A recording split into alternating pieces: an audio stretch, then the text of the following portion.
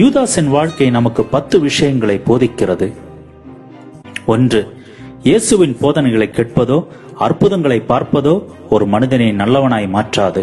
இயேசுவோடு யூதாஸ் தொடர்ந்து நடந்தான், ஆனாலும் பாவியானான். 2. பண ஆசை ஒருவனை அழிவுக்கு இட்டு செல்லும்.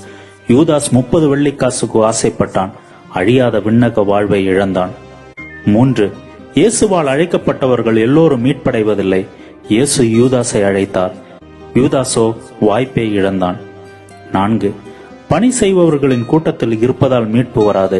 சீடர்களின் பணியிலும் இயேசுவின் பணியிலும் கூடவே நடந்தான் யூதாஸ். என்ன பயன்? 5. வரங்கள் ஒருவனை மீட்படைய வைக்காது.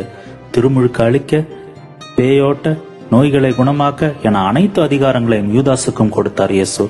ஆனால் யூதாஸோ வழி விலகினான். 6. கிறிஸ்தவ பதவிகள் மீட்பை தராது.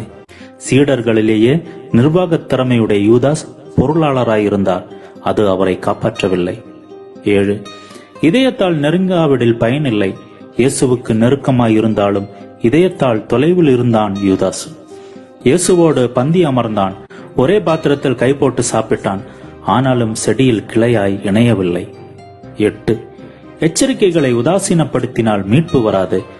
உங்களில் ஒருவன் அலகையாய் இருக்கிறான் என்றும் அவரை காட்டிக் கொடுக்கிறவனுக்கு கேடு என்றும் இயேசு எச்சரித்திருந்தார். யூதாசு செவி சாய்க்கவில்லை. 9. திருமுழுக்கு ஒருவனை மீட்காது. திருமுழுக்கு யோவானிடம் தன்னை இணைத்துக் கொண்டவர்தான் யூதாஸ், அது அவனை காக்கவில்லை. 10. மக்களிடையே நன்மதிப்பு பெற்றிருப்பது உதவாது. யூதாஸ் சீடர்களிடையே நல்ல மதிப்பு பெற்றிருந்தான்.